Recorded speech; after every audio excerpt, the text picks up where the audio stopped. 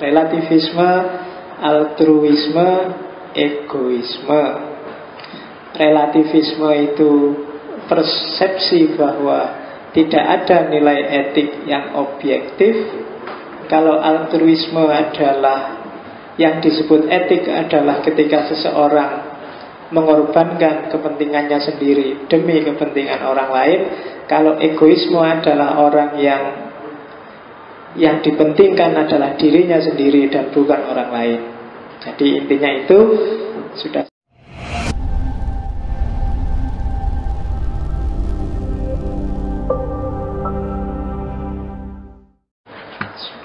Assalamualaikum warahmatullahi wabarakatuh. Bismillahirrahmanirrahim. Alhamdulillahirabbil alamin. Allahumma sholli ala sayyidina Muhammad wa ala ali sayyidina Muhammad. Kama shallaita ala sayyidina Ibrahim wa ala ali sayyidina Ibrahim. Wa barik ala sayyidina Muhammad wa ala ali sayyidina Muhammad. Kama barakta ala sayyidina Ibrahim wa ala ali sayyidina Ibrahim fil alamina innaka Hamidum Majid. Alhamdulillah kita sudah berhasil sampai di sesi ke 20 sekian dalam ngaji filsafat kita. Kita lanjutkan di dunia etika. Etika kita ini pertemuan keempat. Setelah minggu lalu kita asik dengan Aristoteles, Etika Nikomachean. Karena mungkin minggu lalu hujan, jadi mungkin tidak terlalu banyak yang datang. Silahkan yang belum dapat ya ngopi aja, filenya di sini, rekamannya ada, kopinan wae. Hari ini kita masuk ke bagian etika selanjutnya. Rencana saya etika tinggal hari ini dan minggu depan. Sebenarnya masih banyak aliran-aliran etika, cuma kita ambil modus-modusnya yang besar. Nanti sisanya, kalau ada waktu ngaji ini bisa panjang, kita akan ketemu lagi dengan aliran-aliran tertentu dari etika. Hari ini kita akan ngomong relativisme, altruisme, dan egoisme. Dan akan kita tutup minggu depan dengan religius etik, etika religius. Kita coba masuk dikit ke filsafat akhlak. Kita ambil case tokoh paling besar dalam dunia Sunni, Imam Ghazali. Itu untuk minggu depan. Hari ini kita kaji dulu relativisme, altruisme, egoisme. Relativisme itu persepsi bahwa tidak ada nilai etik yang objektif. Kalau altruisme adalah, yang disebut etik adalah ketika seseorang mengorbankan kepentingannya sendiri demi kepentingan orang lain. Kalau egoisme adalah orang yang dipentingkan adalah dirinya sendiri dan bukan orang lain. Jadi intinya itu sudah selesai, saya akhiri. Nah ya kan cuma itu intinya. Jadi kalau relativisme kan jelas segalanya relatif, nggak ada nilai moral yang mutlak, sesuai situasi dan kondisi. Kalau altruisme itu orang heroik yang mau mengorbankan kepentingannya untuk kepentingan orang lain. Kalau egoisme adalah seorang yang egois, yang dipentingkan adalah kepentingannya sendiri. Itu yang disebut bermoral, katanya orang egois. Jadi ya cuma itu nanti intinya. Saya tidak tahu nanti kita akan ngelantur sampai kemana, diinget-inget yang tak jelaskan di paling awal ini. Oke. Relativisme etik. Katanya ada beberapa aliran etika yang punya pandangan relativis. Katanya kelompok relativis, tidak ada prinsip moral yang valid secara universal. Bermoral itu sesuai masing-masing konteksnya. Prinsip moral itu benar atau salah itu sifatnya tergantung pada kesepakatan sosial budaya atau pilihan setiap individu. Yang tergantung pada kesepakatan budaya atau kesepakatan sosial namanya konvensionalisme. Yang tergantung pada pilihan individu namanya subjektivisme. Jadi di relativisme etik tidak ada moralitas universal itu. Moralitas itu selalu kontekstual. Kalau konteks hubungannya dengan dunia sosial budaya namanya konvensionalisme. Kalau konteks dengan dunia setiap individu, psikologi setiap orang itu namanya subjektivisme. Jadi menilai sesuatu itu etik atau tidak etik, jangan pakai parameter kita, tapi lihatlah setting masing-masing kultur, sosial atau budaya. Model relativis ini kan banyak dibahas orang di era postmodern ketika ada kesadaran pluralitas. Sebelumnya kan kayak barat modern itu kan cara berpikirnya tidak relativis tapi objektivis, bahwa ada parameter-parameter untuk mengukur etika, mengukur budayanya orang lain.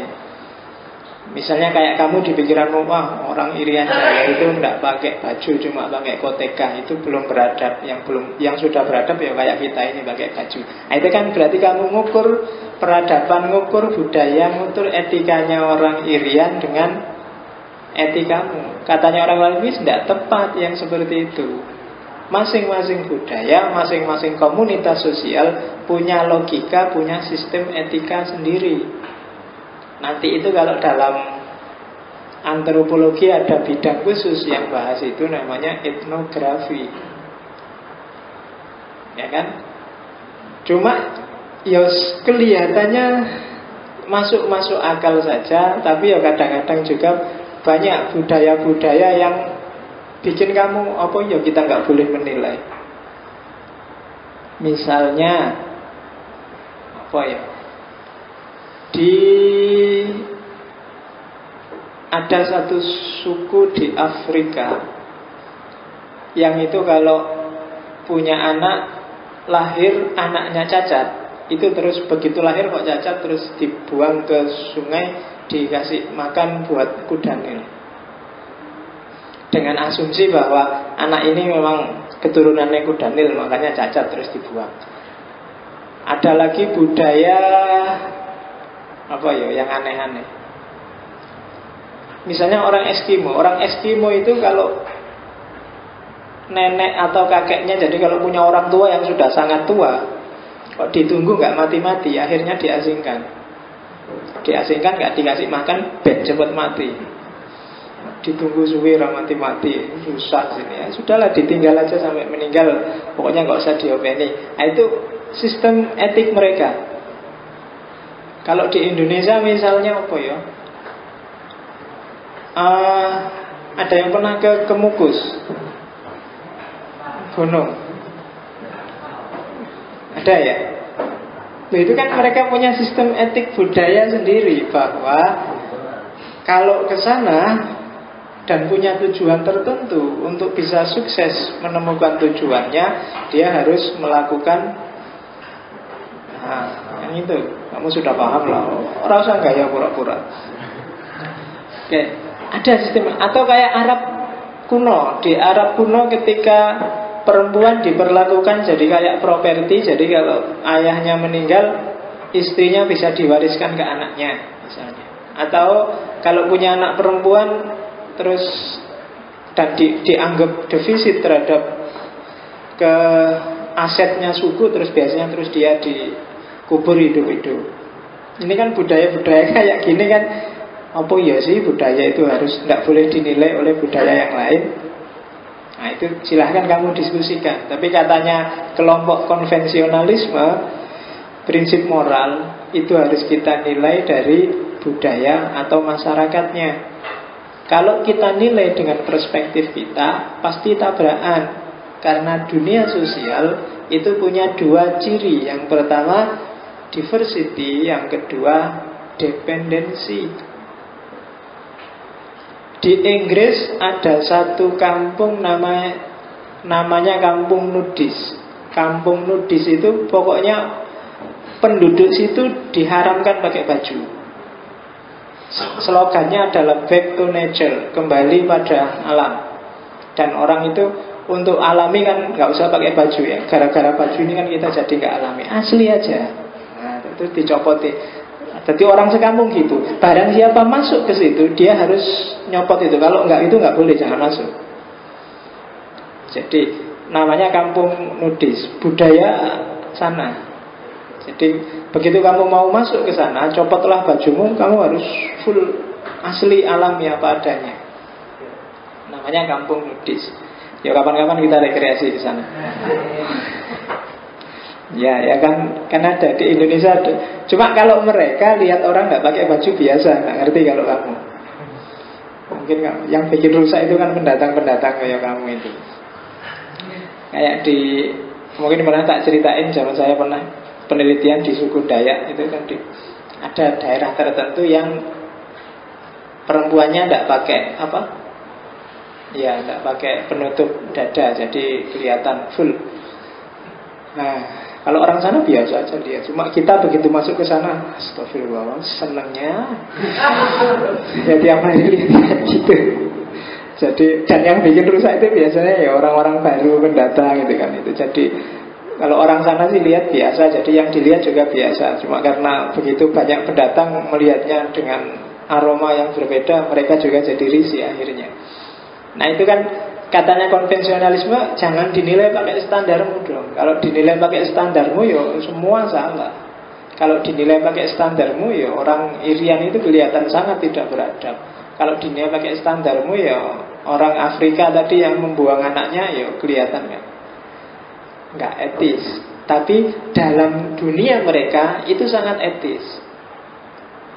Mungkin dulu pernah tak contohkan bagaimana orang primitif itu ketika dia menyatakan jatuh cinta pada pasangannya, ndak kok bilang I love you, apa kirim SMS, apa mention di Facebook. Tapi begitu bilang aku cinta padamu, ndak pakai bilang. Pokoknya ada perempuan yang ditaksir, dipegang, cek, rambutnya ditarik sampai jatuh terus diseret. Nah itu berarti ungkapan jatuh cinta. Karena aneh kan, jatuh cinta kok malah perempuannya dibuanting, diseret, itu kan luar biasa. Tapi itu budaya mereka. Jadi simbol-simbol budaya yang mereka ekspresikan itu beredar di kalangan mereka dan hanya bisa dipahami oleh mereka dengan makna yang juga berlaku untuk mereka. Maka cara memahaminya ya harus kita gantungkan sesuai dengan budayanya. Itu pandangan kelompok konvensionalisme. Cara kita berpikir, cara kita berperilaku itu kan dibentuk oleh budaya kita sendiri-sendiri. Yang dari Jawa mungkin beda gaya dengan yang dari Madura. Madura itu Jawa nggak tuh? Iyalah. Yang dari luar Jawa mungkin beda dengan yang Jawa, yang dari Aceh mungkin beda dengan yang dari Irian. Masing-masing punya standar moral sendiri-sendiri. Maka untuk menilai bermoral atau tidak bermoral, ya pasrahkanlah kepada makna masing-masing budaya. Nah itu tipe pertama, namanya konvensionalisme. Kalau subjektivisme itu sebenarnya mirip kayak konvensionalisme, tapi lebih sempit lagi. Tidak pada komunitas, tidak pada tradisi lokal, tapi justru pada pilihan-pilihan individu atau kelompok individu. Itu namanya subjektivisme. Jadi sesuatu itu baik atau buruk, benar atau salah, itu lihatlah siapa individu yang milih. Kalau ada orang itu tak contohin, misalnya makan dagingnya sapi. Kalau kamu tanya daging sapi haram apa halal? Loh tergantung. Bagi orang Islam halal, tapi bagi orang Hindu haram. Kan gitu. Nah, itu namanya subjektivisme. Bagi orang vegetarian juga haram, tapi dalam konotasi yang berbeda. Vegetarian itu kan nggak mau makan daging, karena daging mahal. Jadi kan ada itu yang aku vegetarian aja deh. Alasannya apa? Uangku habis kalau harus tidak vegetarian. Jadi orang Islam, orang Hindu, vegetarian punya pendapat yang berbeda. Kawin bagus enggak? Etis enggak? Etis bagi orang Islam. Tapi bagi pendeta kawin itu enggak etis. Kan subjektif. Anjing haram enggak? Loh, haram kalau bagi orang Islam. Babi haram. Tapi bagi yang tidak muslim halal. Jadi lihatlah subjeknya, siapa yang ngomong. Makanya kan ada lelucon yang suatu ketika kiai naik kereta jejer sama pendeta. Kiainya waktunya makan ada babi banyak, kiainya makan babi. Loh, sampean makan babi kata kiainya, katanya pendeta. Iyalah, babi itu enak. Wah, kalau di kita haram. Kata kiainya, kata pendetanya, sampean bodoh, barang enak nggak ngerti. Begitu sampai stasiun, kiainya dijemput oleh istrinya. Wah, istrinya, loh, sampean nikah? Iya. Lah sampean, katanya pendeta, enggak, saya enggak boleh nikah. Wah, sampean rugi. Ada barang enak kok diharamkan. Oke. Masing-masing subjek punya penilaian sendiri-sendiri. Maka menilai etis atau tidaknya sebuah perilaku, lihatlah siapa subjeknya, siapa yang ngomong. Ada loh, misalnya saya lupa ya, kalau nggak salah Yunani dan satu suku di New Zealand itu yang, kalau Yunani saya ingat Sparta. Orang Spartan itu membolehkan mencuri asal tidak ketahuan. Susah ya, jadi bodoh aja. Cuma seolah-olah beda. Kamu boleh mencuri asal tidak ketahuan. Intinya jadi ya gak itu. Tapi untuk seolah-olah boleh, kamu dibilangin boleh kok kamu mencuri asal gak ketahuan. Padahal kamu selalu bilang gak boleh mencuri itu. Atau kamu boleh nyontek asal gak ketahuan. Itu sebenarnya sama dengan kamu tidak boleh nyontek. Tapi ini kan unik, ada budaya-budaya yang membolehkan pencurian. Ada budaya-budaya yang kalau di barat yang kamu sebut permisif, misalnya cowok dan cewek kalau suka sama suka asal nggak saling menyakiti. Kamu mau nginep bareng kah, kamu mau ke hotel berdua kah, kamu mau di warnet sehari semalam, tidak apa-apa. Asal tidak ada kekerasan, tidak ada pemaksaan, nggak ada pelecehan, suka sama suka. Nilai moral yang berkembang di sana. Jadi kalau kamu datang ke Amerika, kamu kan nggak bisa tiba-tiba marah-marah ke sana ada orang, kamu bukan suami istri, nggak bisa. Kenapa? Sistem budayanya di sana. Sebaliknya mereka juga begitu. Kalau mereka datang ke sini nggak bisa mereka sembarangan seperti di tempat asalnya, karena mereka ngerti di daerah ini punya sistem budaya, punya sistem etika yang berbeda. Meskipun barat itu misalnya kalau pakai baju kadang-kadang wah terbuka semua, mungkin begitu masuk Jogja dia pikir-pikir, kecuali kalau di pantai. Kenapa? Mereka tahu ada konvensi di sini, ada kesepakatan etik yang harus diikuti. Jadi itu relativisme etik. Komponennya ada 4, 1, 2, 3, 4, 5 relativisme etik itu. Yang pertama lokalitas, budaya. Yang kedua standar moral berdasarkan tradisi. Yang ketiga perhatikan aspek change, perubahan. Yang keempat sifatnya adalah relatif. Dan yang kelima dasarnya adalah kesadaran budaya masing-masing orang, kesadaran sosial masing-masing orang. Jadi ini sistem etika yang disebut relativisme kultural, konvensionalisme, atau juga subjektivisme. Jadi ketika yang dilihat adalah budaya lokal, kemudian standar yang dipakai adalah tradisi yang berlaku, kemudian aspek yang jadi perhatian adalah perubahan dan relativitas dalam masyarakat, dan basisnya adalah kesadaran pelaku budaya, pelaku sosial, maka itu disebut relativisme kultural atau konvensionalisme. Jadi konvensi. Makanya orang yang terlalu taat pada aturan, terlalu patuh pada model yang sudah mapan kan disebut orang-orang konvensional. Jadi tidak berani protes, nggak berani bantah, selalu ikut budaya yang melatar belakanginya. Itu namanya kelompok disebut konvensional. Karena memang ada satu modus budaya, satu modus etika yang disebut relativisme kultural. Oke, saya agak cepat karena agak panjang. Ada kelemahan, ada kekurangannya relativisme etik itu. Kelebihannya adaptif. Jadi orang yang berpandangan relativisme etik itu biasanya mudah untuk adaptasi, mudah untuk masuk ke komunitas yang berbeda-beda, mudah untuk diterima di mana-mana karena dia adaptif terhadap perubahan, karena dia mau menerima perbedaan. Itu kelebihannya. Tidak kaku dengan standarnya sendiri, tidak kaku dengan nilai yang dipedomaninya sendiri. Itu kelebihannya. Yang kedua,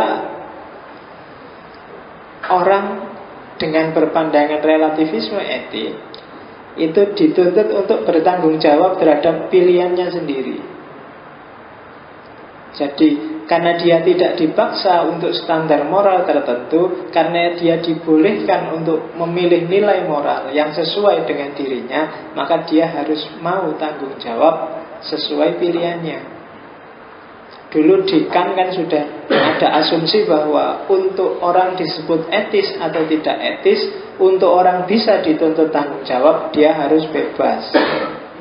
Dan dalam relativisme etik kan dihargai kebebasan orang untuk milih sistem etika, untuk milih sistem perilaku yang dia yakini. Kalau ada orang datang ke Kemukus, maka itu pilihannya dan tanggung jawablah sendiri dengan segala resikonya. Ya macam-macam resikonya itu. Mungkin resiko psikologis, resiko fisik, resiko sosial, resiko, pasti ada resikonya. Pilihanmu untuk ikut kelompok tertentu, mengikuti sistem etika yang dikembangkan oleh komunitas tertentu akan berimbas, kamu harus siap tanggung jawab dengan segala resikonya. Karena itu pilihanmu. Orang yang tidak bebas tidak bisa dituntut tanggung jawab. Kamu datang ke ngaji ini karena dipaksa oleh pacarmu misalnya, ayo ikut ngaji, kalau nggak ngaji awas, besok nggak usah jalan bareng aku lagi. Nah, terus kamu terpaksa ke sini. Kalau ada apa-apa di sini, kamu tidak harus ikut tanggung jawab. Oh, kamu terpaksa. Bukan pilihanmu untuk datang ke sini. Jadi itu kelebihannya relativisme etik. Tapi juga ada kekurangannya. Relativisme etik itu bisa membawa implikasi anarkis secara sosial. Kalau semuanya relatif, nggak ada standar yang disepakati bersama, yang dipakai untuk hidup bersama, dunia sosial akan chaos.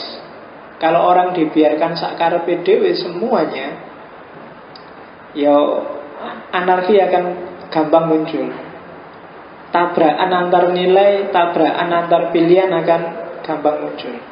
Dan relativisme sosial, relativisme etik tidak bisa, tidak punya jalan untuk mengatasi. Kalau konflik gimana? Konflik antar budaya, konflik antar sistem etik, jalan keluarnya gimana? Kalau semua dianggap benar, nah terus kita hidup bersamanya pakai apa? Aku nganggap milikku benar, dia nganggap miliknya benar, lah terus enaknya gimana? Saya punya mau A, kamu punya mau B. Sementara kita butuh untuk bareng-bareng nih ngajinya di ruangan ini dan seterusnya.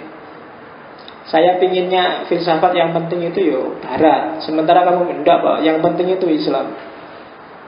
Kalau nggak ada standar yang kita sepakati bersama, ngaji ini nggak akan jalan.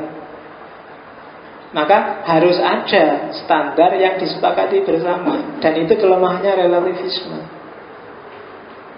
Jadi dengan relativisme justru arahnya adalah anarkis. Setiap orang maju dengan keinginannya, dengan kemauannya sendiri. Kalau manajemen sosialnya tidak bagus, relativisme etik akan menghasilkan konflik sosial. Setiap suara boleh ngomong. Yang liberal silahkan ngomong, yang fundamentalis silahkan ngomong, yang klenik silahkan ngomong. Semuanya berhak ngomong, berhak mengekspresikan, berhak milih. Tanpa ada standar bersama yang disepakati, maka yang terjadi pasti konflik. Jadi yang kamu lihat hari ini, kenapa dulu zaman Pak Harto yang lebih enak zamannya Pak Harto itu, yang itu, kok kamu nggak merasa ada banyak konflik? Karena ada standar bersama, meskipun itu cenderung dipaksakan untuk semuanya. Bahwa orang harus gini, harus gitu. Standar bersamanya adalah P4. P4 itu aja ditafsirkan dalam butir-butir Pancasila. Butir-butir Pancasila ada lagi apa? Yang banyak dulu, ada penataran, setiap masuk lembaga apapun ada penatarannya. Ada standar bersama meskipun cenderung dipaksakan. Tapi dalam konteks stabilitas sosial ini lebih kondusif. Meskipun tidak menghargai pilihan masing-masing komunitas, masing-masing kelompok. Hari ini orang bebas milih. Kamu tidak Pancasila pun nggak apa-apa. Kamu bilang terang-terangan hari ini saya tidak Pancasilais, tidak apa-apa. Pancasila itu bikinannya Zionis. Kamu boleh hari ini ngomong kayak gitu, boleh. Coba zaman dulu kamu bisa hilang. Loh iya, zaman Pak Harto itu kamu gereneng-gereneng aja bisa hilang. Gak harus bikin seminar internasional ngomong kayak gini nih, bisa tiba-tiba besok kamu gak ada kabarnya. Zaman Pak Harto. Tapi ya itu positifnya stabilitas. Sementara hari ini orang bisa milih kapoke apapun boleh. Mbok kamu kitab sucimu dari Quran kamu ganti Gadolojo juga gak ada orang ribut. Ya saya baru kapan itu diskusi tentang kitab-kitab Jawa itu, tentang Gadolojo itu. Isinya lucu, kalau saya malah nganggapnya lucu meskipun banyak orang Islam marah dengan Gadolojo. Karena ditanggapi serius, karena bagi saya itu buku yang tidak serius. Kalau kamu tanggapi serius ya mesti marah. Tidak usah serius. Kalau ditanggapi serius, itu kan buku yang ditulis orang yang kecewa dengan kesuksesan Islam masuk ke Jawa. Kemudian dia nulis, dan kamu nanggapinya serius. Dia kan nafsir ke kuar PDW tentang ajaran Islam. Mekah itu adalah asal katanya Mekakah. Jadi perempuan yang mau gitu-gitu di sini. Syariat itu dari bahasa Jawa sarengat, asalnya nek sarin jengat. Coba kamu baca Gadolojo itu, dan orang nanggapnya serius terus musuh. Kalau saya, lu ngapain kamu serius? Wong itu bukan buku serius, juga tidak dirujuk zaman kerajaan-kerajaan dulu, juga nggak jadi kitab pakem dalam buku kejawen. Jadi yo anggap aja itu novel fiksi yang buat ketawa-ketawaan bareng. Iya, jadi meskipun ada orang-orang tertentu yang agak dalam tanda petik menurut saya agak lebay, yang gitu-gitu dia wah itu mengandung nilai yang dalam, mengandung ya usah karepmu lah. Iya nggak apa-apa. Itu kritik sosial zaman itu, karena pertarungan antara agama lokal yang merasa tersingkirkan dengan agama yang baru datang. Sebenarnya itu aja zaman itu. Terus selain tidak bisa menghadapi konflik, relativisme etik juga susah untuk melahirkan pahlawan. Kalau setiap orang baik adalah orang yang ikut dengan budayanya sendiri-sendiri, tidak akan ada pahlawan. Kenapa? Karena yang disebut pahlawan, reformis, revolusioner, orang jagoan itu kan orang justru yang menabrak status quo, menabrak kemapanan budaya, menabrak sistem etika yang dianggap pasti benar. Kalau semua orang pakai relativis, nggak akan lahir Pangeran Diponegoro, nggak akan lahir Jenderal Sudirman, nggak akan lahir Soekarno, nggak akan lahir Hasyim Asy'ari, Ahmad Dahlan. Justru ada orang-orang besar itu ketika mereka menyelisihi budaya yang saat itu sedang mapan. Kalau nggak ada Soekarno yang nasionalis, mungkin ya hari ini masih dalam cengkraman Jepang kita, cara berpikir, cara berperilakunya. Kalau nggak ada Ahmad Dahlan, mungkin di Jawa ini, khususnya di Jogja dan sekitarnya, Islam itu masih sangat pekat dengan tradisi Jawa yang cenderung mistik. Kalau nggak ada Hasyim Asy'ari, mungkin tradisi-tradisi lokal akan habis atas nama dan seterusnya. Itu kan orang-orang besar yang hidup tidak dengan mengandalkan, tidak dengan menyandarkan dirinya pada budaya di mana dia hidup. Jadi ada eksepsi, tidak semuanya. Dan justru orang ini kita anggap sangat luar biasa etisnya kan. Dia heroik, dia revolusioner, mendobrak tatanan dari level biasa ke level yang lebih bagus. Berarti apa? Kelemahannya relativisme etik, meskipun dia percaya pada diversity, pada keragaman, tapi dia stagnan.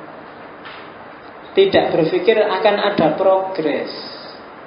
Bahwa beda-beda iya, tapi kan beda ini nggak mandek, ada progres. Jadi pluralitas itu niscaya di mana-mana memang ada pluralitas. Tapi peradaban itu tidak berhenti dengan keragaman. Dia pasti bergerak menuju, kalau dalam bahasanya Hegel kemarin, menuju ke arah yang lebih rasional. Itu yang kita sebut progresif. Dan siapa yang bisa mempertahankan rasionalitasnya dalam progresif, itulah nanti yang akan menang dalam peradaban, katanya Hegel. Dulu waktu Hegel kan sudah dijelasin itu kan. Jadi kalau ada debat, ada pertarungan wacana, ada perebutan kekuasaan, dan kamu sumpek luar biasa, tidak usah kamu pikir, kamu diem aja, tunggulah besok siapa yang menang, katanya Hegel. Dan pemenangnya biasanya itulah yang lebih rasional. Di antara pemilu-pemilu partai-partai yang sekarang mau maju pemilu, nanti coba dicek, pemenangnya pasti yang paling sedikit punya kasus.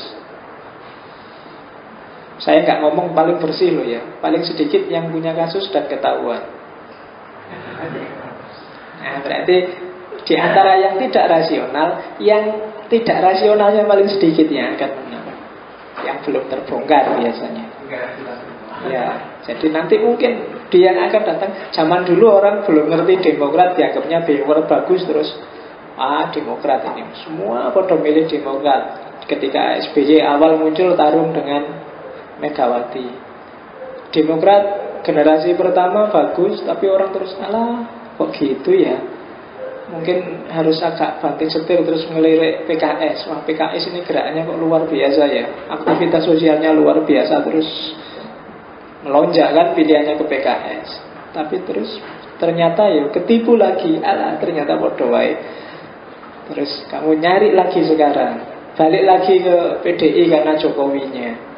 Terus kan kayak gitu selalu. Nanti jangan khawatir, arahnya pasti ke arah yang lebih rasional. Mungkin kamu bukan milih PDI tapi Jokowinya saja. Atau mungkin besok bukan Jokowi sebenarnya yang dipilih, tapi pimpinan yang tipenya kayak Jokowi. Atau mungkin besok pasti akan semakin rasional.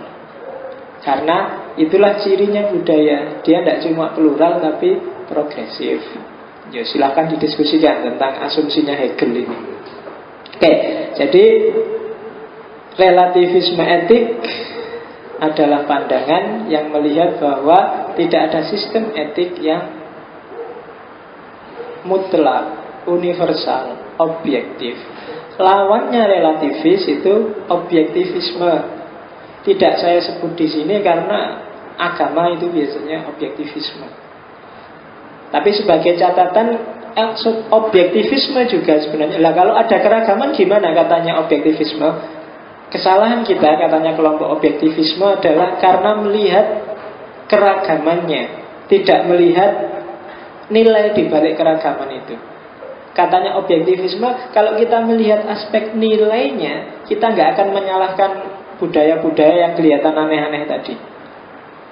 Misalnya Apa wis? Yang tadi tak contohin apa? Arab misalnya. Ketika seorang anak perempuan baru lahir terus tiba-tiba ditanam saja hidup-hidup. Bahwa dari kacamatamu, kacamata kita hari ini itu sangat biadab, tapi mereka punya modus. Yang modus ini kalau ekspresinya kamu buang, kamu ambil modus etisnya, mungkin kamu setuju. Itu kan perempuan zaman itu yang namanya suku-suku di Arab. Cara hidupnya kan kalau enggak menggembala, dagang, atau perang. Di tiga hal ini yang dominan zaman itu adalah perang. Menggembala enggak satu dua lah, enggak mungkin suku kaya hanya dari menggembala. Dagang juga enggak dijamin sukses. Kalau perang iya. Jadi ketika satu suku terancam bangkrut, biasanya dia perang, andalannya perang. Nabi ketika masih muda sempat juga mengalami perang antar suku. Nah, di perang antar suku ini kan perempuan zaman itu statusnya jadinya kayak properti seperti saya bilang tadi. Ketika peradaban dibangun berdasarkan perang, maka perempuan ini akan jadi beban. Kenapa? Karena satu, perempuan tidak bisa diajak perang. Yang kedua, ini jadi asetnya suku yang kalau kalah dia akan jadi harta rampasan. Ketika satu suku kalah, yang paling sengsara adalah perempuan. Kalau laki-laki biasanya paling kalah dipenjara atau dibunuh. Tapi kalau perempuan kan enggak. Begitu kalah dia jadi harta rampasan, sudah dibagi-bagi sudah. Kayak gitu kan. Jadi maka di setiap suku biasanya jumlah perempuannya dibatasi. Kalau terlalu banyak perempuan, susah satu suku. Makanya kan ada satu kisah seorang Arab yang ngubur anaknya hidup-hidup, terus ada puisinya, yang isinya puisi sebenarnya, kamu tak kubur ini sebenarnya aku ngeman kamu, daripada nanti kamu kalau besar jadi sengsara, jadi susah, mending kamu mati aja sekarang. Kan ada nilai etik. Meskipun manifestasinya kita nggak setuju, tapi nilai etik untuk ngeman seorang perempuan, melindungi seorang perempuan, ini kan sifatnya objektif universal. Maka katanya kelompok objektivis, lo jangan dilihat keragamannya dong. Coba lihat nilai etik yang mendasarinya. Kemukus misalnya, biasanya orang pingin kaya, dan coba dilihat, saking pinginnya dia kaya itu berarti dia bisa menghidupi keluarganya dengan layak. Dia mengorbankan akidahnya, dia mengorbankan kehormatan sosialnya, dia mengorbankan itu kan. Nilai pengorbanan ini, seandainya kamu putus dengan manifestasinya ke kemukus, ini kan universal sifatnya. Setiap orang pasti setuju. Itu dalam analisisnya kelompok objektivis. Jadi katanya siapa sih nilai etik itu relatif, objektif. Yang relatif itu manifestasinya, ekspresinya. Tapi nilai yang mendasarinya pasti objektif. Itu katanya kelompok objektivis. Jadi jatuh cinta itu universal, semua juga setuju dengan jatuh cinta. Tapi manifestasi jatuh cinta itu baru kontekstual, baru relatif. Bahwa setiap orang butuh cinta, ya, universal. Cinta itu bagus, baik, indah, ya. Tapi manifestasi dari cinta setiap budaya beda-beda. Maka kritiknya objektivisme pada relativisme, bedakan dong antara etika dengan etiket, dengan ekspresi, dengan manifestasi. Kelompok relativis terlalu melihat aspek etiketnya, manifestasi nilainya. Padahal justru etika itu ya nilainya itu. Manifestasi itu kan cuma casing, cuma pencitraannya, cuma wadahnya, isinya bisa macam-macam. Nah itu relativisme etik yang dikritik oleh objektivisme. Ya, yang penting sudah ada gambaran. Sekarang kita masuk ke altruisme. Altruisme kata dasarnya alter.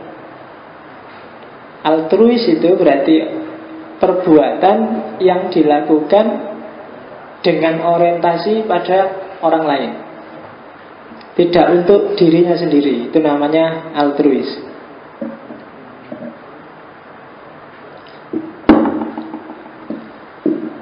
Jadi tekanannya pada motif dibalik perbuatan yang itu untuk orang lain.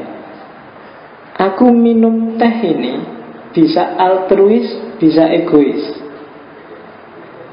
Egois kalau aku sudah haus, aku pengen hausku hilang, maka aku minum. Itu egois namanya. Tapi altruis kalau suaraku kok rada serak ya, nanti teman-teman yang hadir suaraku serak nggak begitu dengar, kasihan kalau dia nggak dengar, sudah datang jauh-jauh, sudahlah tak minum biar nggak serak suaraku. Loh, minumnya demi kamu. Itu namanya altruis. Nah, silahkan kamu baca ini minum yang egois atau minum yang altruis.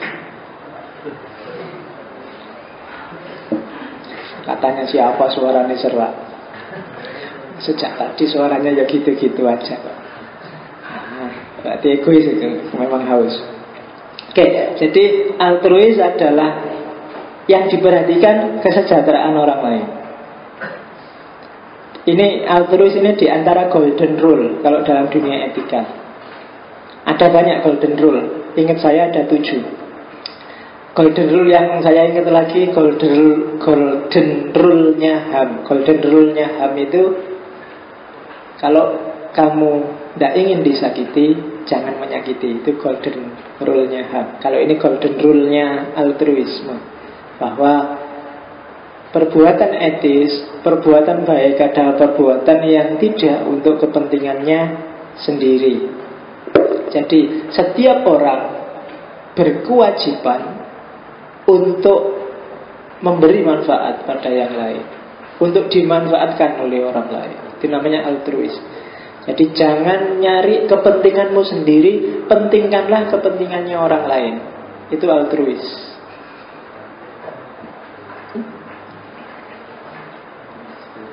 Yang pertama pakai istilah altruis itu sosiolog yang pasti sudah pernah kamu dengar, namanya Auguste Comte.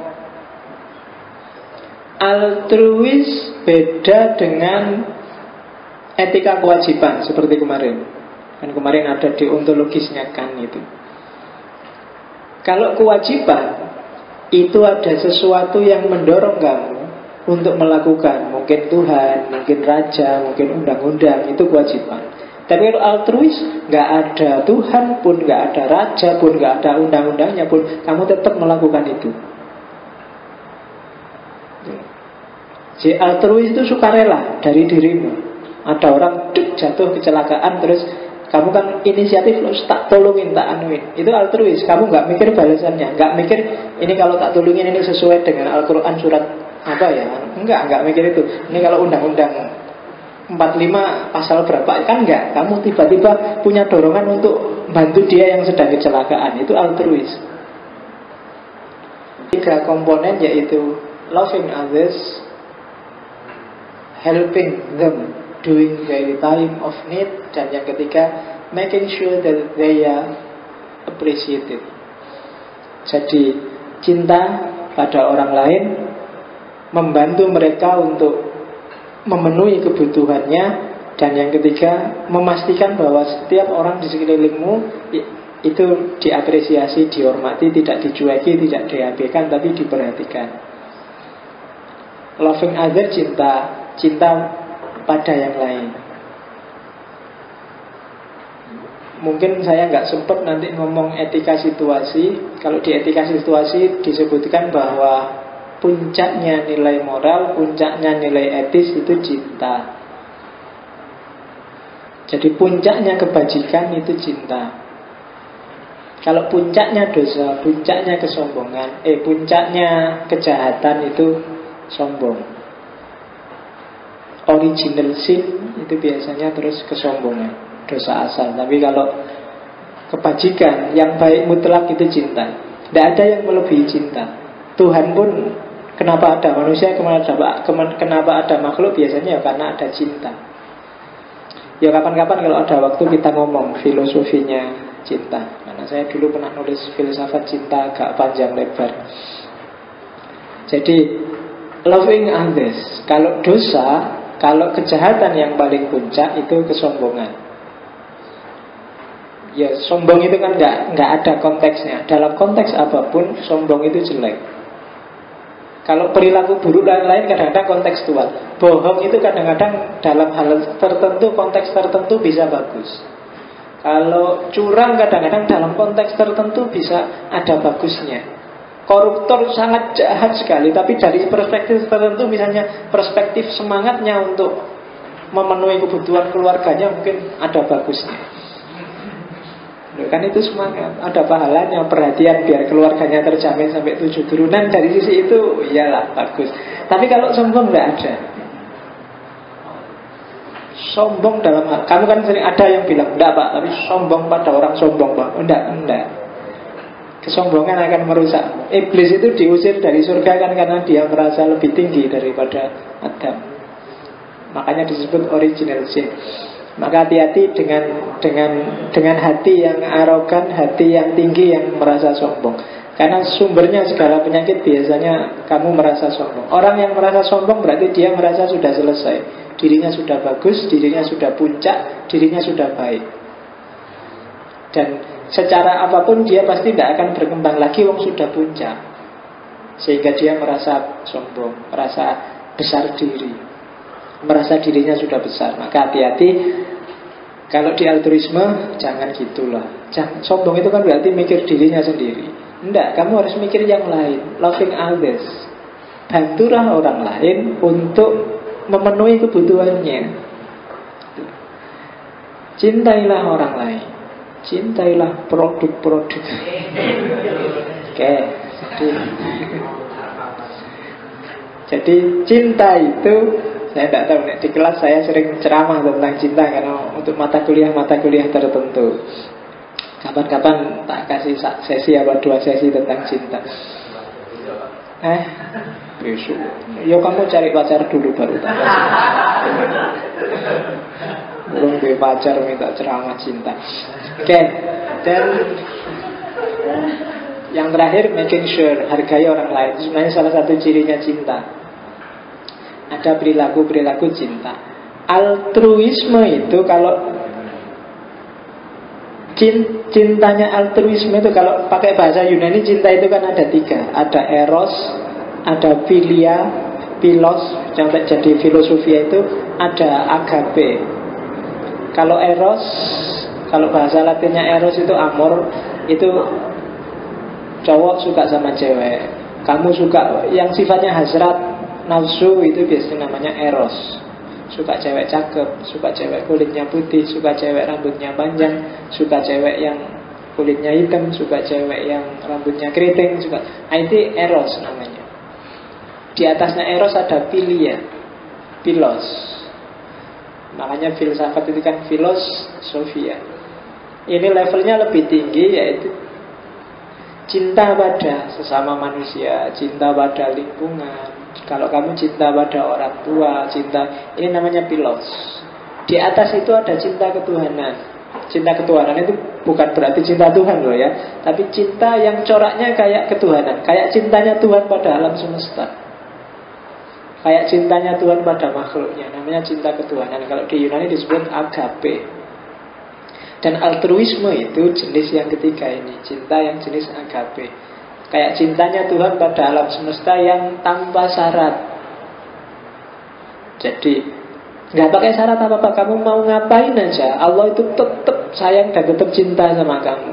Manifestasi dari sifatnya yang Rahman dan Rahim. Kalau Allah nggak punya Rahman dan Rahim, mungkin kita sudah habis sejak lama. Dengan mempertimbangkan kelakuan kita, gaya kita sehari-hari, ya kan? Ndak yang pemerintah, ndak yang rakyat. Terus bodoh, seandainya Tuhannya kayak saya atau kayak kamu, mungkin sudah ganti-ganti, sudah dihabisin aja generasi bumi hari ini, diganti yang baru, yang bagus-bagus. Sudah menyebalkan semua, nggak ada yang. Nah itu bisa kayak gini. Tapi kan enggak. Itu yang disebut agape. Kenapa? Karena sayangnya Tuhan pada kita itu tanpa syarat. Maka dalam altruisme, loving others-nya itu loving others yang nggak pakai perhitungan. Bahkan kamu berkorban juga nggak apa-apa. Ya yang punya pacar kan pasti ngerti itu. Gimana rasanya cinta pada sesuatu, cinta pada seseorang yang tanpa perhitungan wis pokoknya. Meskipun kamu biasanya sholat subuhnya jam 7, disuruh jemput setengah 6 pun kamu paksa-paksain bangun. Kalau dia yang nyuruh jemput, kamu berkorban matematiknya. Diajak sarapan, biasanya kamu minta ditraktir. Kalau sama temenmu, begitu dia yang ngajak, tenang aja, tak traktir. Kamu gak eman berkorban, gak eman. Nah, itu namanya agape. Tapi kalau ada motif nafsu di balik itu namanya eros, masih belum agape. Kalau masih ada motif-motif, itu biar dia tergantung padaku, biar dia suka padaku, ya siapa ngerti nanti mau tak gandeng tangannya, mau tak ajak, itu berarti masih eros. Masih ada pamrihnya, pamrih hasad dunianya. Nah itu eros. Tapi ada juga yang level filia. Kalau filia itu ada motifnya, tapi motifnya sudah tidak melulu dunia lagi. Misalnya kayak deontologisnya Kant itu jenisnya filia, jenisnya filios. Jadi cinta yang ya karena aku wajib gitu, kalau aku kayak gitu nanti bagus. Kenapa kamu gak maling? Karena dengan aku gak maling dunia jadi tertib, aku juga aman tentram, aku akan. Jadi ada motifnya, meskipun motifnya halus. Tapi begitu masuk agape, kenapa kamu gak maling? Ya memang gak maling aja. Gak maling itu lebih bagus daripada maling. Gak ada motif apa-apa. Nah itu agape namanya. Dan untuk altruisme ada 3 faktor yang mempengaruhi. Yang pertama adalah faktor situasi. Situasi itu penting. Jadi altruis atau tidak biasanya didukung oleh situasi, kondisi. Yang kedua faktor interpersonal. Yang ketiga faktor personal. Situasi itu misalnya pagi-pagi kamu mau jalan ke kampus, tiba-tiba di sebelahmu ada orang naik sepeda tabrakan. Itu kan situasi. Kamu dipaksa untuk nolong dia karena yang lain nggak dulu. Ini kok orang kok jalan semua, ada orang jatuh nggak ada yang nolong. Sebenarnya kamu mau cepat-cepat masuk kuliah, tapi dipaksa harus nolong dia, wong yang lain jalan semua. Itu kan situasi. Mau donor darah, kan ada donor darah yang tidak situasi. Ya donor aja karena tuntutan organisasi bikin acara donor darah. Tapi kadang-kadang juga ada tuntutan situasi. Misalnya ada temenmu butuh darah, situasi menentukan perilaku altruis. Interpersonal juga kadang menentukan. Nggak enak temen sekelas, nggak enak temenku ngaji kemarin jejer duduk sebelahku, kok pagi-pagi SMS butuh uang, tak pinjemin, nggak enak aku. Itu interpersonal mempengaruhi. Kadang ada juga faktor personal, psikologinya orang. Ada orang yang tegaan, ada orang yang tidak tegaan. Ada orang yang mut-mutan, ada orang yang tidak pakai mut-mutan. Mut-mutan itu kalau hatinya enak. Kalau hatinya enak, baiknya luar biasa. Tapi kalau pas moodnya hilang, ya cueknya luar biasa. Itu person. 3 ini mempengaruhi. Kadang moodnya bagus tapi situasi nggak memungkinkan. Mau nolong orang, sudah ditolong orang. Kan ya sudah, masa kamu maksa, jangan ditolong, saya aja, saya ini lebih altruis daripada, saya ikhlas kok nolongnya. Ya sudah ditolong orang kok. Itu namanya situasi. Interpersonal juga begitu. Temenmu yang sudah ada yang nolong, ya sudah. Atau person, mau nolong tapi sedang gak mood, aku sedang galau, ada orang jatuh, sudah mas, tolongin mas. Kadang-kadang kan gitu kamu kan. Itu loh. Nah itu berarti sedang gak mood. Jadi menentukan person, interperson, dan situasi. Orang altruis itu 4 karakternya. Yang pertama empatik. Empatik itu kalau dalam hermeneutik yang punya teori namanya Wilhelm Dilthey. Empati itu terjemahnya adalah transposisi. Transposisi itu kemampuanmu untuk memposisikan diri di posisinya orang lain. Itu empati. Ada temenmu misalnya dapat musibah, dompetnya hilang, terus dia nangis, kamu terus ikut-ikutan nangis. Loh kenapa kok kamu ikut nangis? Tak bayangin kalau aku kamu mesti aku juga nangis, jadi terus aku nangis. Nah, itu empati, kemampuan empati. Ada temannya seneng, aku ikut seneng, kamu sukses misalnya, itu empati. Beda sama simpati. Empati, simpati, mentari, pemenang. Kalau simpati itu pakai akal, tidak pakai rasa. Ada temenmu misalnya keseripahan, apa ada temenmu dapat musibah, selamat ya, saya turut berbela-sungkawa. Berbela-sungkawa kok pakai selamat. Ikut prihatin ya, kamu semester ini dapat nilai E. Itu simpati, karena kamu sendiri dapat nilai A. Nah itu simpati. Tapi kalau empati, wah, aku sedih sekali kamu dapat E. Dulu saya juga dapat E kayak kamu, jadi sekarang ikut sedih. Itu namanya empati. Kalau simpati itu ya cuma pakai akal aja, kasihannya dia sedih, dihibur lah. Nah itu simpati namanya. Jadi kalau ada teman kena musibah, ucapan yang lebih dalam turut berempati atas musibahmu, bukan turut bersimpati. Jadi apalagi cuma bela sungkawa. Kecuali kalau temanmu namanya Sungkawa. Kalau enggak ya Sungkawa nggak usah dibela-bela terus. Jadi turut berbela sungkawa. Maksudnya bela sungkawa itu ya, turut berempati, turut bersedih, turut apalagi, turut merasakan, ikut berbahagia atas kesuksesanmu melamar. Nah, itu kan ikut berbahagia. Jadi ikut, itu namanya empati. Orang altruis itu punya kemampuan empati. Kalau kamu nggak punya kemampuan empati, nggak bisa jadi seorang altruis. Yang kedua, biasanya cirinya seorang altruis adalah orang yang percaya pada hukum dunia, justru pada keadilan, pada kebenaran, percaya pada yang baik akan menghasilkan baik, yang jelek akan menghasilkan jelek. Maka dia melakukan perbuatan baik otomatis saja, karena yang baik hasilnya juga pasti akan baik. Orang yang serba suudzon kayak manusia Indonesia hari ini biasanya susah jadi altruis. Pokoknya pikirannya jelek terus. Begitu lihat DPR, alah mesti koruptor. Begitu lihat pedagang, alah mesti nipu. Begitu lihat petani, mesti males-malesan mesti itu. Pokoknya begitu lihat mahasiswa, alah mahasiswa paling demo. Pikirannya jelek aja. Orang kayak gini nggak bisa jadi altruis. Hari ini Indonesia kan segalanya diatur dari A sampai Z. Kenapa kok diatur? Karena suudzon. Aturan itu dibikin karena takut ada orang melakukan pelanggaran, melakukan kerusakan, terus jadi aturan. Semakin banyak aturan membuktikan bahwa hidup kita dipenuhi kecurigaan dan ketidakpercayaan pada orang lain. Kitab hukum pidana kan isinya curiga terus kan. Barang siapa mencuri, mesti semuanya barang siapa orang dicurigai terus, suudzon. Paradigmanya suudzon. Setiap aturan baru dibikin mesti dasarnya suudzon. Berarti susah kamu jadi altruis. Wong ketemu orang begitu berdiri di pinggir jalan, tiba-tiba ada orang punya tato mendekat, mesti kamu lirik, mesti copet, mesti gitu kan pikiranmu. Ada orang punya jenggot, fundamentalis, Wahabi mesti, itu pikiran. Jadi pikirannya welek dong. Jadi susah kamu jadi altruis, susah kamu nolong orang.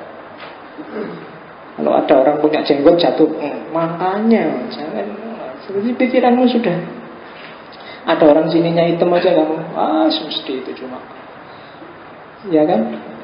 Silahkan di pikiranmu bunyinya apa, tapi mesti jelek.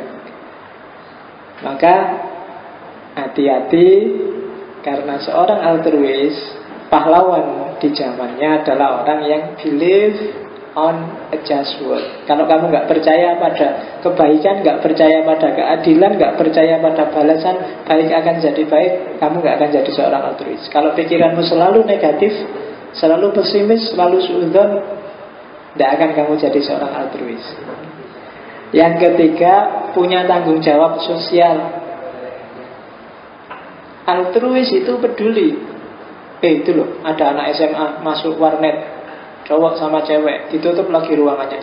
Biar aja urus-urusannya dewe, beteng. Nah itu, kan gitu kamu biasanya. Itu namanya nggak punya social responsibility. suka-suka, biar aja, nanti dia rusak-rusak sendiri, biar aja. Itu namanya nggak punya social responsibility. Seorang altruis itu peduli. Kalau ada yang nggak beres, nggak pas secara sosial, ya dia turun tangan sesuai kapasitasnya. Makanya kan dalam Islam itu man ra'a minkum munkaran falyughayyirhu. Kalau kamu punya daya, punya kuasa, punya kekuatan, ya biyadihi. Kalau biyadihi masih nggak bisa, ya dinasihati yang baik, bilisanihi. Kalau masih nggak bisa, ya hatinya yang ingkar. Udahlah, mau tak ingetin, tapi kalau tak ingetin aku yang dipukuli orang banyak, sudahlah, nggak kuasa berarti aku. Itu. Tapi tetap kamu punya social responsibility. Itu cirinya seorang altruis. Dan yang ketiga, punya kontrol diri. Kamu tidak akan bisa mengabdi pada kepentingan orang lain kalau kamu sendiri nggak bisa menguasai dirimu sendiri, nggak bisa memanage jiwamu, nggak bisa memanage batin. Kalau kamu masih mudah tergoda, mudah terpengaruh, tidak bisa. Kamu harus punya kontrol diri luar biasa. Dan yang ketiga, low egosentrisme.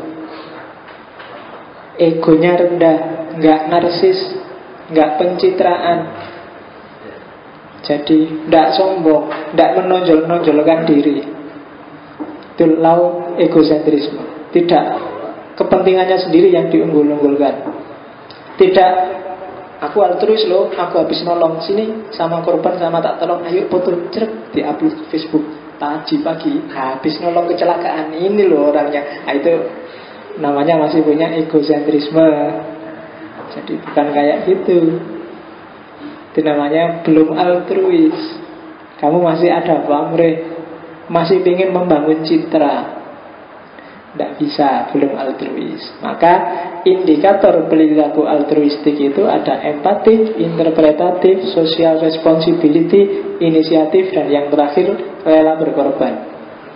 Empatik berarti kamu siap untuk merasakan penderitaan atau kesenangannya orang lain. Interpretasi berarti kamu mampu untuk menafsirkan kapan kamu harus turun tangan, kapan kamu jangan ikut campur. Yang ketiga, social responsibility berarti kamu punya tanggung jawab sosial. Yang keempat, inisiatif, jangan diem aja, punya tanggung jawab, yo diterjemahkan secara nyata dalam bentuk inisiatif. Dan yang terakhir, rela berkorban.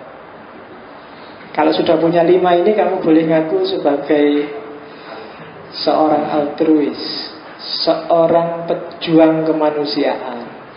Kalau enggak, ya belajar dulu gimana caranya jadi orang baik. Meskipun nanti aliran terakhir malam ini egoisme.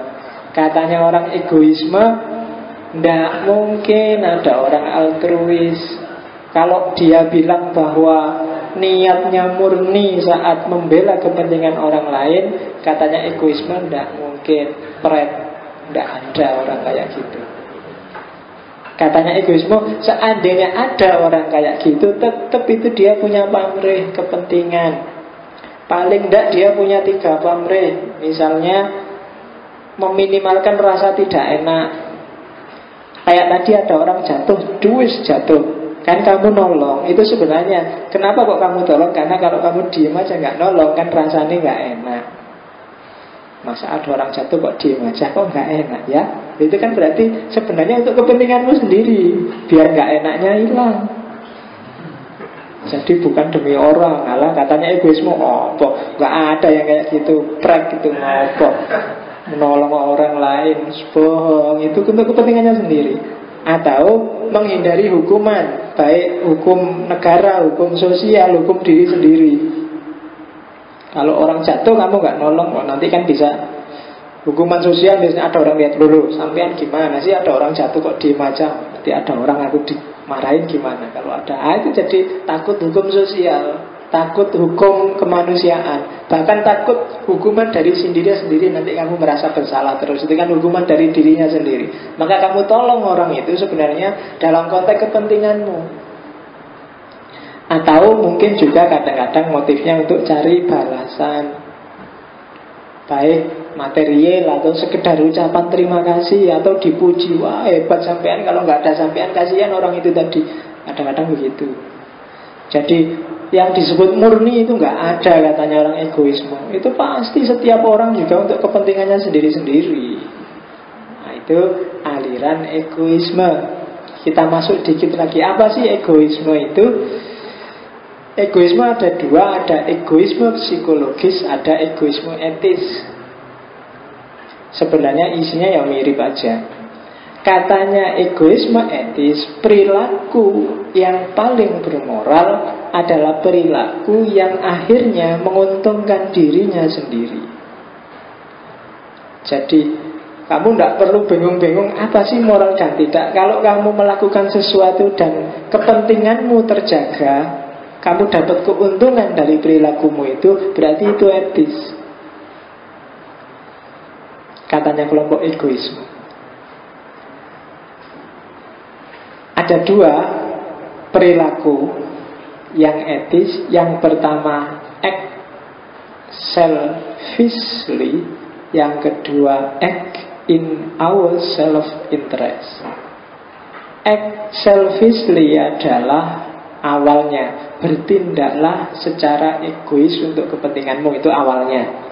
Dan atau yang kedua act in our self-interest, lakukan sesuatu yang akhirnya menguntungkan kamu. Jadi di awal pilihlah perbuatan sesuai seleramu, di akhir pilihlah perbuatan yang menguntungkanmu. Kamu mau nolong orang, silahkan ditolong, asal kamu memang selera untuk nolong dia, dan akhirnya kamu dapat keuntungan dari nolong itu. Kalau kayak gini berarti percayalah itu etis. Kalau enggak, kamu bunuh diri. Kamu sebenarnya melakukan sesuatu yang kamu tidak senang, dan melakukan sesuatu yang justru merugikan kamu sendiri. Itu kebalikannya, berarti perilakunya tidak etis. Asumsinya egoisme etis itu, ini kan kelihatan kok gitu ya. Kamu tadi kan yang altruis, wah orang harus altruis, tapi begitu dibantah oleh egoisme mungkin ya jangan-jangan benar egoisme, orang itu apa bisa murni. Tapi kita lihat nanti, meskipun ada kritik juga pada egoisme. Katanya egoisme tidak ada kok kewajiban alami itu. Natural bahwa ada setiap orang pasti jujur, nggak ada. Ketika orang melakukan perbuatan baik, melakukan perbuatan bermoral, itu disadari atau tidak disadari, itu sebenarnya mengejar kepentingannya sendiri. Kenapa kamu jujur? Ya karena jujur itu baik. Kayak kemarin di Aristoteles, maka saya melakukan jujur. Ini menunjukkan sebenarnya bahwa kamu sedang egois untuk kepentinganmu sendiri. Karena kamu merasa jujur itu baik, berarti kalau tidak jujur, kamu merasa salah dan berdosa. Sehingga kamu melakukan jujur itu untuk memenuhi ideologimu bahwa jujur itu baik. Katanya kelompok egoisme loh ya. Jadi untuk kepentingan setiap orang. Jadi asumsi yang kedua, kita tidak ada kewajiban moral itu. Kewajiban moral itu, apa yang baik bagi diri kita itu berarti itulah yang wajib kita lakukan. Prinsipnya cuma satu dalam hidup ini, yaitu apa keinginanmu, apa kepentinganmu, penuhilah itu. Kalau kamu sudah melakukan ini, berarti kamu sudah etis, gak perlu malu-malu. Setiap orang melakukan ini. Kamu ketemu ini misalnya di Nietzsche, atau di beberapa bagian pikirannya Marx, atau beberapa filosof eksistensialis punya pendapat seperti ini. Banyak orang menipu dirinya sendiri, seolah-olah dia baik. Kadang-kadang banyak hal dijadikan sublimasi, dijadikan topeng, bahwa aku baik, aku bermoral, tapi sebenarnya untuk kepentingan dia sendiri. Nah itu asumsinya egoisme etis.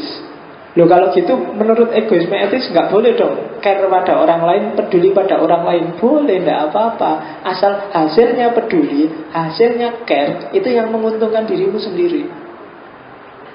Kamu ada orang jatuh, cek tabrakan, terus kamu mau nolong, tolong aja. Kalau kamu merasa bahwa dengan tak tolong baik bagi diriku, baik bagi banyak orang, tapi terutama kepentinganku terpenuhi. Tapi dengar kamu, nanti kalau tak tolong, nanti urusan sama polisi, aku kena juga, jadi panjang urusannya, wah susah tuh. Rasa ditolong baik. Secara egoisme etis boleh.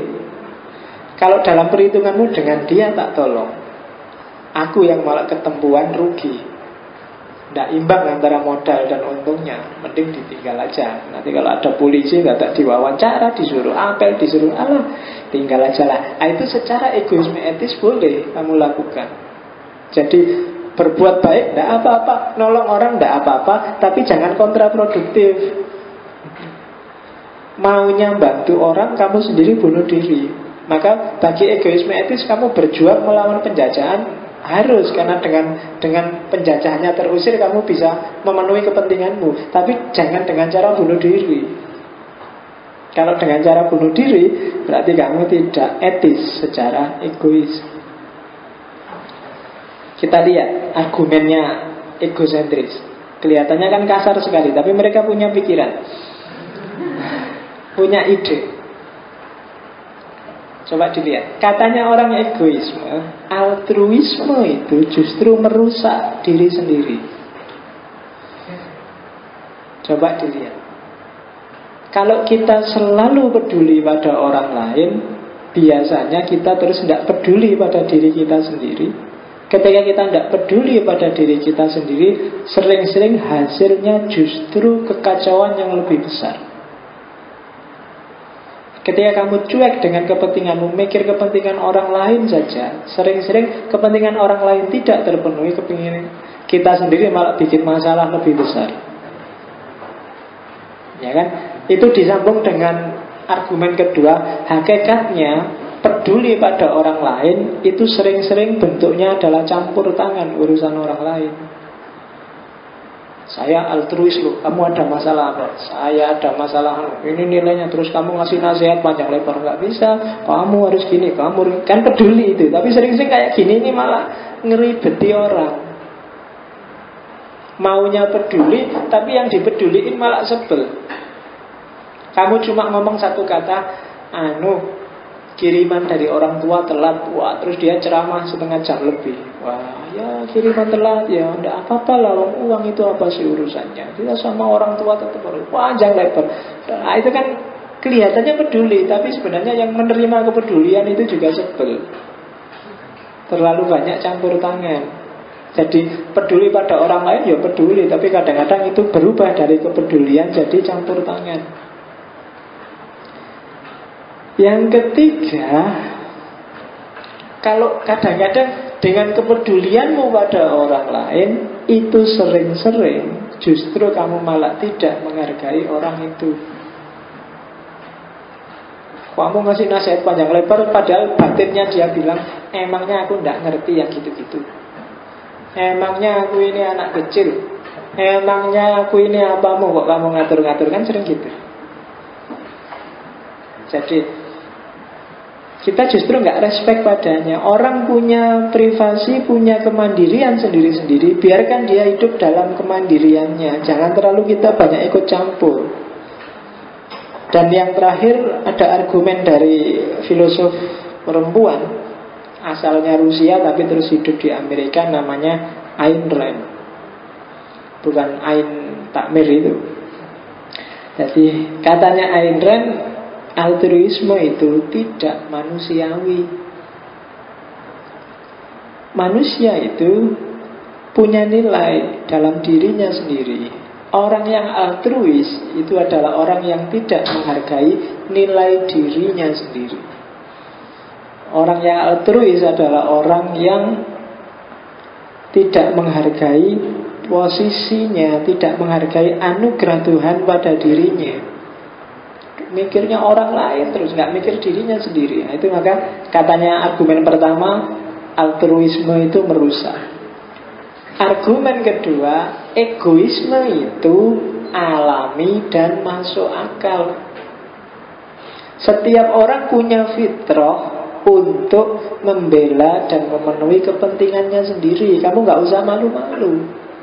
Orang itu kalau lapar ya harus cari makan, kalau haus cari minum, kalau kesepian cari pacar, dan itu kan normal, alami dan masuk akal. Jangan kok aku ini lapar cari makan nggak ya? Aku nggak mikir diriku sendiri lah, nggak bisa. Secara alami setiap orang secara kodrat itu egois. Kamu narsis itu natural sebenarnya kalau katanya egoisme. Kamu mencari kepentinganmu sendiri itu tidak apa-apa. Jadi masuk akal saja orang mengejar kesenangan dan kepentingannya sendiri. Yang ketiga, kalau setiap orang egois, setiap orang memenuhi kepentingannya sendiri, secara otomatis semua orang akan terpenuhi kepentingannya. Katanya egoisme loh ya. Kok dadak kamu mikir orang lain, nanti jadi rumit. Kamu mikir orang lain, dia juga pengen altruis, dia mikir kamu, lo jadi gak karu-karuan. Semuanya pengen jadi pahlawan kan. Jadi rusak malahan. Daripada gitu, mbok sudah setiap orang mikirnya dirimu sendiri masing-masing. Nanti hasil akhirnya toh tetap sama. Semua orang terpenuhi kepentingannya. Kalau semua pengen jadi pahlawan, yang jadi orang biasa susah, gak ada. Maka katanya kelompok egoisme, ya enggak lah, jangan altruis. Kalau semua orang pengen jadi altruis lah, terus hidup ini gimana nanti? Aku mikir kamu, kamu mikir aku. Dia mikir dia mikir. Tapi tidak karu-karuan. Daripada kok jelimet kayak gitu, sudahlah. Setiap orang penuhi keinginanmu sendiri-sendiri, semuanya nanti jadi terpenuhi. Selesai urusannya. Katanya orang egoisme. Yang keempat, ya kayak tadi, sebenarnya kalau ada aturan, kalau ada norma, kalau ada nilai, kalau ada visi yang dibangun, apapun itu bentuknya, kalau kita mau jeli, coba telusuri, ujungnya pasti untuk memenuhi kepentingan diri sendirinya setiap orang. Kenapa sih ada undang-undang? Biar, misalnya, kenapa sih ada undang-undang tentang agama? Biar setiap orang bisa memilih agama sesuai kepercayaannya. Itu kan lagi-lagi setiap orang. Kenapa sih ada hukum perdata pidana? Biar haknya setiap orang terjamin. Lagi-lagi kepentingan setiap orang diri sendiri. Jadi katanya egoisme lu kan semua aturan memang dibikin untuk memenuhi kepentingan setiap orang. Jadi bukan untuk membela kepentingan orang lain, tapi memenuhi kepentingan diri sendirinya masing-masing orang. Nah, itu argumen egoisme yang keempat. Sekarang kita lihat argumen-argumennya egoisme. 1, 2, 3, 4 itu kelihatannya kan masuk akal sekali. Tiap hari kan kita gitu. Apa ya sih masuk akal? Yang dibilang oleh egoisme etis. Cirinya filsafat seperti ini. Jadi ketika ngomong tentang objek ini, seolah-olah ya ini yang benar, sebelum kamu tahu kelemahan-kelemahannya. Begitu seandainya ngaji ini tak hentikan di sini, di slide ini, mungkin dalam pikiranmu, oh berarti orang itu memang harus egois saja ya, tidak harus altruis. Maka ayo dilanjutkan dikit lagi biar kamu nggak tersesat. Ya, makanya kemarin saya di UIN itu ngajari tasawuf falsafi. Jadi tasawuf falsafi itu dari awal pikiran dahsyat semua. Ada Al-Hallaj, ada Rumi, ada tapi mahasiswanya senang dianggap wah itu berarti dahsyat. Tapi begitu terakhir tak tutup pakai Ibnu Taimiyah. Bingung mereka, waduh ya kok Ibnu Taimiyah isinya kok garis keras gitu. Bingung dia. Kemarin sudah menggebu-gebu ketemu Al-Hallaj, ketemu Rumi, begitu ditabrak oleh kritiknya Ibnu Taimiyah. Kalau kalian masih setuju Al-Hallaj, jawablah Ibnu Taimiyah. Ya maksud iso jawab mereka ya mahasiswa hari ini kan. Jadi egoisme juga gitu. Makanya katanya Francis Bacon, filsafat itu seperti laut, berombak di pinggir tapi tenang di tengah. Jadi kalau kalian masih geraknya di pinggir, berhenti di pinggir ya memang mengacaukan. Tapi begitu kalian semakin ke tengah, semakin sadar, semakin tenang. Kita lihat beberapa catatan. Katanya egoisme etis, keuntungan diri sendiri sama dengan keuntungannya semua orang. Ini kalau secara logika namanya kontradiksi internal. Tadi kan bilang keuntungan diri sendiri sama dengan kepentingan. Loh, lah ngapain egoisme etis kok dadak mikir tentang kepentingannya semua orang? Katanya tadi yang dipikir kepentingannya dirinya sendiri. Kalau dia masih peduli dengan kepentingannya semua orang, apa masih mau disebut egois? Kan gitu. Harusnya kalau egois sejati itu, apakah itu nanti sama dengan keuntungan semua orang apa tidak, peduli amat. Yang penting keuntungannya sendiri terpenuhi. Jadi secara logis salah lah, tidak gitulah. Kalau memang dia masih peduli dengan kepentingan semua orang, ya namanya bukan egois lagi. Berarti masih mikir kepentingan semua orang, meskipun kepentingan semua orang itu terpenuhi dengan jalan dipenuhinya semua kepentingan diri sendiri. Nah, itu kritik yang pertama. Seolah-olah tadi benar, tapi ternyata ada kontradiksi internal, ada logika yang tabrakan. Catatan yang kedua, ada aspek lebaynya di egoisme etis ketika mengkritik altruisme. Lebay itu berlebihan. Emangnya altruisme itu segitunya terus sampai orang mengorbankan dirinya sendiri. Kayak kritiknya Ayn Rand tadi loh. Wah, altruis itu tidak manusiawi. Altruis itu menghancurkan diri sendiri. Ya katanya siapa sih? Kalau orang mikir orang lain itu kan bukan berarti terus dia tidak peduli sama sekali dengan dirinya sendiri. Terlalu berlebihan. Kalau kamu nolong orang dengan ikhlas waktu jatuh itu kan bukan berarti terus semua kepentinganmu yang lain kamu cuekin. Kan enggak sampai segitunya. Setiap orang juga pasti ingin memenuhi kebutuhannya sendiri, meskipun dia punya visi bahwa aku juga harus perhatian pada orang lain. Tidak cuma mikir awakku dhewe, toh aku hidup di dunia sosial bersama orang lain. Dan di antara pemenuhan kepentinganku adalah ketika aku kontak dan menolong orang lain. Jadi tidak kok terus dengan menolong orang lain terus aku bunuh diri mengorbankan kepentingan sendiri. Tidak lah. Kalau kayak gitu kan namanya terlalu lebay menanggapi altruisme. Pangeran Diponegoro yang membela orang Jawa semuanya kan juga ya mikir kepentingannya sendiri kan juga kawin, juga punya anak, juga ya, biasa aja. Enggak kok terus, wah ini pahlawan ini, mikir orang banyak terus dia enggak makan, enggak tidur, enggak kawin, dan kan enggak. Nabi Muhammad yang mikir umatnya dari awal sampai akhir zaman juga kan juga kawin, juga makan, juga ya, biasa aja. Jangan ditanggapi terlalu dalam bahwa kalau sudah altruis itu terus hidupnya dipersembahkan, ya enggak. Kamu yang jatuh cinta mati-matian sama pacarmu, semuanya buat pacarmu, kan tetap kamu juga tidur, kamu juga makan, kamu juga gitu. Kamu kan enggak bunuh diri gara-gara itu, kecuali kalau sudah patah hati. Ya itu. Kalau patah hati kan ceritanya lain itu kan, karena kamu sedang stres saja, pikirannya lagi buntu. Oke. Kalau patah hati, saya dulu pernah nulis juga buku judulnya Risalah Patah Hati tahun berapa itu ya. Itu modus sebenarnya. Zaman dulu tapi sekarang sudah. Bukunya sudah hilang. Saya sendiri cuma punya filenya. Tapi itu cetak ulang sampai 7 kali. Itu judulnya cuma Risalah Patah Hati. Itu kan buku harian aja, tak modifikasi jadi buku.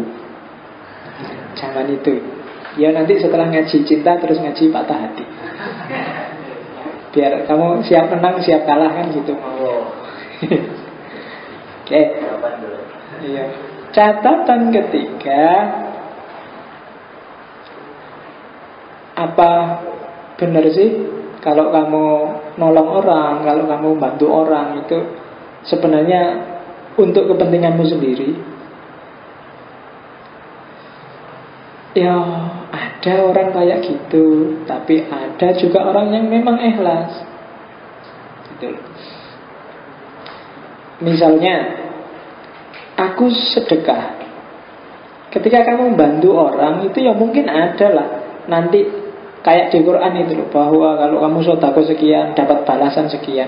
Ada yang memang yang dipikir balasannya, tapi banyak juga kok orang yang bantu tidak mikir balasannya, karena memang benar-benar kasihan, benar-benar ingin bantu, terus kamu ikhlas bantu, kan ada. Tidak selalu untuk kepentingannya. Misalnya kamu nyumbang, biar nggak ketahui orang, sebut aja hamba Allah, kan ada yang kayak gitu. Jadi kan nggak pingin dapat imbalan apa-apa kok, memang niatnya pingin bantu, nggak pingin pamer. Dalam agama kan ada namanya ikhlas, lillahi ta'ala, hanya untuk Allah. Bahkan semua dalam agama disebut baik kalau itu lillahi ta'ala, bukan karena pamrih apa-apa. Jadi harusnya memang ada, tidak selalu untuk kepentingan diri sendiri. Begitu untuk kepentingan yang tidak diri sendiri, ya berarti ada yang salah. Oke, jadi seandainya betul semua tindakan altruistik motifnya untuk kepentingan egoistik, maka hidup kita akan sulit. Kenapa? Kita akan selalu suudzon. Hidup dengan suudzon, saya bilang tadi, nggak bisa. Ada orang bantu, alah ini mesti pura-pura, ada pamrihnya kan. Ada orang nolong, alah ini mesti pencitraan, ada. Nggak enak kamu hidupnya.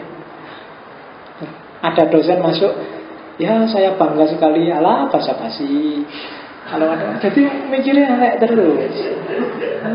Jadi nggak enak. Gimana kamu, sehat-sehat nggak? Alah pura-pura peduli, padahal basa-basi toh. Iyalah. Kalau kamu tiap hari gitu, nggak enak hidupmu.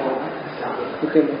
Kamu tidak bisa nonton film loh kalau kamu gayanya kayak gitu. Film itu kan bohongan semua tuh. Ada orang mati, alah itu tidak mati beneran kok, santai aja. Ada orang putus asa nangis, alah itu cuma acting, tidak enak kamu nonton film kayak gitu. Hidup juga gitu, bahwa itu kadang memang basa-basi, ya jangan ditebak gitu loh. Jangan suudzon. Ketika itu suudzon, ya misalnya takmir masjid ngasih teh kamu setiap ngaji, ini kan ala pencitraan itu. Nah, itu ya kamu sudah dulu ya. Padahal mereka ikhlas kok. Dianggap aja ikhlas. Nah, itu makanya. Jadi enggak lah. Ya bahwa ada yang punya motif, ada juga yang tidak. Dalam agama orang ikhlas itu banyak kok. Yang tidak lillahi ta'ala juga banyak, yang lillahi ta'ala juga banyak. Kalau katanya Sufi Ibnu Hisam, ketika muridnya Sahal Al-Tustari minggu lalu tak sampaikan di Aristoteles itu, tanya padanya tentang sombong atau riya itu kan, yang tidak lillahi ta'ala itu kan namanya riya. Dia tanya, riya itu kayak gimana sih guru? Katanya Ibnu Hisam, kalau kamu ibadah dan tujuannya ingin pamer pada orang, itu namanya bukan riya, tapi musyrik. Tapi kalau kamu sembunyi-sembunyi ibadah biar tidak diketahui orang, itu baru namanya riya. Susah kan ya? Jadi terus sembunyi-sembunyi apa terang-terangan enaknya? Kan susah kan? Loh, kalau sembunyi-sembunyi berarti riya. Terus terang-terangan? Oh enggak, terang-terangan lebih parah lagi, itu namanya musyrik. Nah terus gimana? Jadi kalau kamu kemana-mana bawa tasbih, wah dianggap alim, nanti tak sembunyiin sambil wiridan. Nah itu riya. Tapi kalau kamu terang-terangan, ini loh tasbih, wiridan, subhanallah, itu musyrik sudah. Enak itu ya terusannya. Ya, kenapa sih katanya Ibnu Hisam dua-duanya salah? Karena dua-duanya tidak karena Allah, dua-duanya karena manusia. Kamu sombong, pamer karena manusia. Kenapa disebut musyrik? Berarti kamu sombong. Kamu musyrik karena kamu merasa dirimu besar, dirimu tinggi, layak dipuji orang lain. Yang layak dipuji hanya Allah. Maka kamu sedang memposisikan dirimu kayak Tuhan, maka kamu musyrik. Kamu sembunyi-sembunyi, biar nggak kelihatan orang lain, aku tak wiridan diam-diam. Loh, motifnya kan biar nggak kelihatan orang lain, masih karena orang. Maka itu riya tetap masih karena orang. Untuk tidak musyrik dan tidak riya, yuk kamu mau terang-terangan monggo, mau sembunyi-sembunyi monggo, asal semuanya karena Allah, lillahi ta'ala. Nah, itulah nanti yang disebut religious ethic.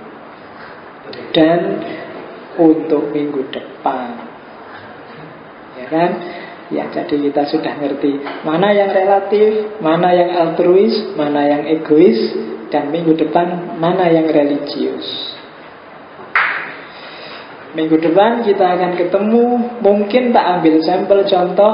Saya bilang tadi tokoh paling besar dalam dunia Sunni, yaitu Imam Ghazali. Dalam religius, etik, akhlak, pikiran etikanya Ghazali ini kalau di UIN dijadiin disertasi oleh Pak Amin Abdullah, dikomparasi dengan Immanuel Kant. Kan teman-teman sudah dapat dulu. Dan untuk yang religius etiknya insya Allah minggu depan.